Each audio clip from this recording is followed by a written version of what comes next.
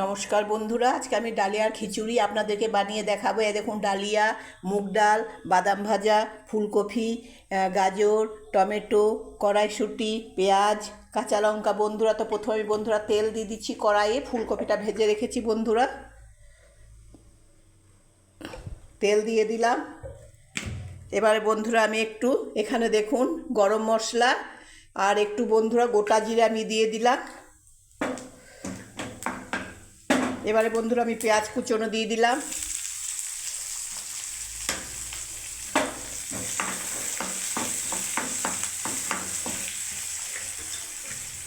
এবার আমি দেখুন বন্ধুরা সমস্ত সবজিগুলো আমি সব ঢেলে দিলাম একে একে।